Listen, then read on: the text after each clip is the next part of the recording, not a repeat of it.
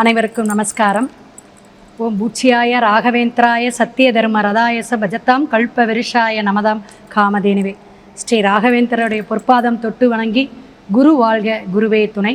நெட்சன் TV நேயர அன்பர்கள் அனைவருக்கும் வணக்கத்துடன் ஆங்கில புத்தாண்டு நல்வாழ்த்துக்கள் 2026.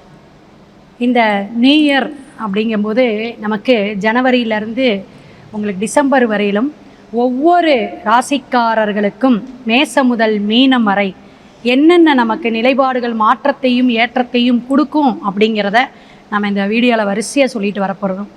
அதில் நம்மளுடைய ஒவ்வொரு விஷயமும் என்னென்னா கோச்சார கிரகத்தை வச்சு தான் நம்ம சொல்கிறோம்.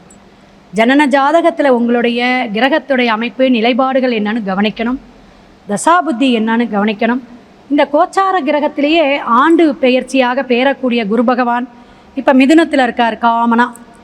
அப்போ 3ஆம் பாவகத்திலேருந்து 4ஆம் பாவகம் காலசக்கரத்துக்கு அப்படின்னு சொல்லுவோம்.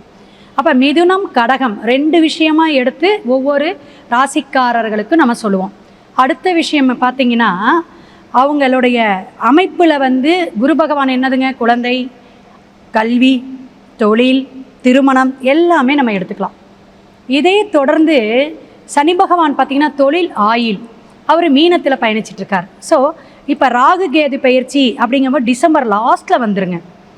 அப்போ ராகு கேதுங்கும்போது காலசக்கரத்துக்கு 5ஆம் பாவகத்தில் கேது பகவானும், 11ஆம் பாவகம் கும்பத்தில் என்ன இருக்குதுங்க, ராகு பகவானும் பிரவேசிச்சிட்ருக்கார். அப்போ ராகு கேது சனி பகவான் குரு பகவானுடைய அந்த மாற்றத்தை கொண்டு இந்த ஆண்டு மேசம் முதல் மீனம் வரை ஒவ்வொரு ராசிக்கும் என்ன பலாபலன், நம்ம வாழ்க்கையில் என்னென்ன ஏற்றத்தை ஏற்படுத்திக்கலாம், எப்படியெல்லாம் நம்ம வாழ்க்கையில் முன்னேறிக்கலாம், அதே போல் என்னென்ன விஷயங்கள் நம்மளுடைய இந்த அதாவது தமிழ்நாடுன்னு இல்லைங்க, நம்ம இந்தியா லெவலே பல மாற்றத்தை ஏற்படுத்தக்கூடிய அமைப்புகள் உண்டு.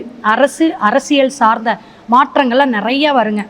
இந்த கூட்டு அப்படிம்பாங்க, கூட்டு சேர்க்கைங்கிற மாதிரி இந்த கூட்டு படி இருக்கக்கூடிய 2-3 ஆட்சியோட அமைப்பில் தான் இந்த ஆட்சியே அமைய போகுதுங்க. செப்பரேட் தனிப்பட்ட ஆட்சி அப்படிங்கிறது ஓட்டு லிஸ்ட்டில் வரவே வராதுங்க.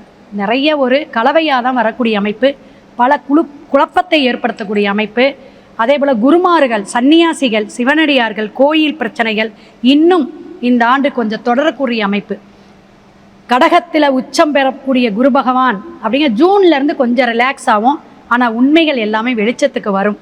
ஸோ ஒவ்வொரு விஷயமும் நம்ம டிஃப்ரெண்ட்டாக மேச ராசியிலேருந்து மீனம் ராசி வரையும் நம்ம அழகாக பரிகாரத்துடன் எப்பயும் நம்ம பரிகாரம் சொல்லுவோம். ஸோ பரிகாரத்துடன் நான் சொல்ல போகிறோம். தொடர்ந்து நீங்கள் வீடியோவை பாருங்கள், ஷேர் பண்ணுங்கள், லைக் பண்ணுங்கள். உங்களுடைய சந்தேகங்கள் எல்லாத்தையுமே கமெண்ட் பாக்ஸில் போடுங்க. ஏன்னா நிறைய வெளிநாட்டு அன்பர்களாக நிறைய நமக்கு கால்ஸ் வருது.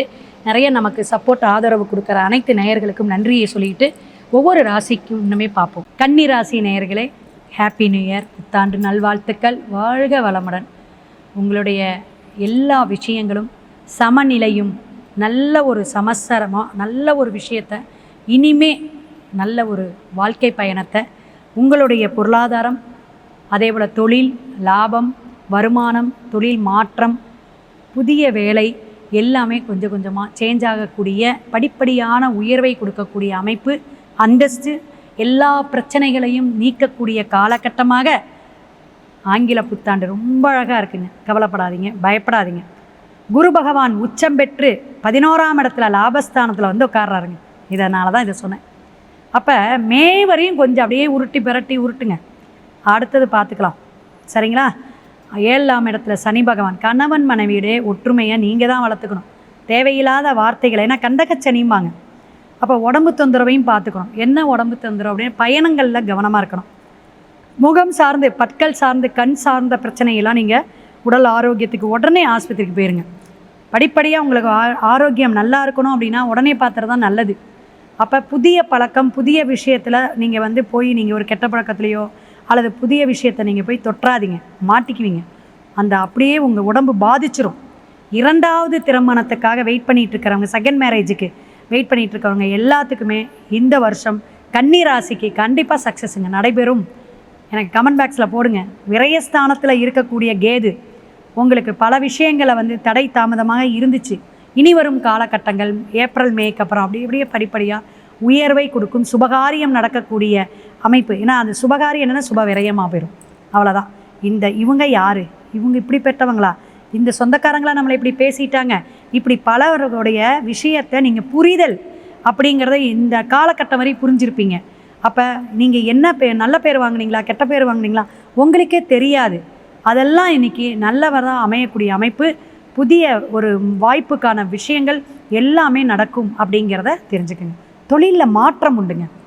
சீக்கிரமாக பிரச்சனையை தீர்க்கக்கூடிய அமைப்பில், காரியமெல்லாம் ஜெயம் ஆகக்கூடிய அமைப்பில், சட்டுன்னு உங்களுக்கு இனிமேல் உயர்வு அப்படின்னு தைரியமாக இருங்க. மனசை போட்டு உழட்டிக்காதீங்க. எடுத்த காரியத்தில் வெற்றி. அரசியல் சார்ந்து இருக்கிறவங்க கண்டிப்பாக உங்கள் ஜாதகத்தை பார்த்துக்கணும். ஏன்னா இந்த அரசுங்கும்போது சூரியனுடைய அமைப்பு. அப்போ உங்களுடைய தசாபுத்தி அதுக்கு நல்ல ஒரு சப்போர்ட் கொடுத்தாதான் நமக்கு லாபத்தை கொடுக்கும் அப்படிங்கிறத தெரிஞ்சுக்கணும். இந்த சனி பகவான் சில விஷயங்களை உபாதைகளை கொடுத்துரும். அதனால் தர்தினியத்தை கூட கொடுக்கலாம், அல்லது விரயத்தை கொடுத்துரும். இதெல்லாம் கவனமாக இருக்கணும்.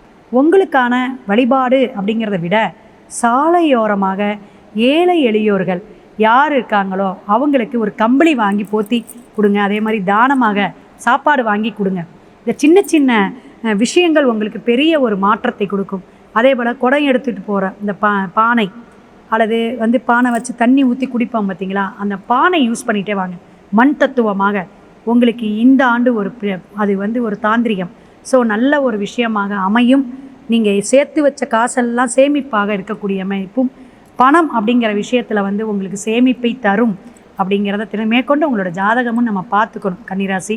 அதனால் வாழ்க வளமுடன். அடுத்த பதிவு அடுத்த ராசிக்கு பார்ப்போம். சிவாய நம. திருச்சிற்றம்பலம்.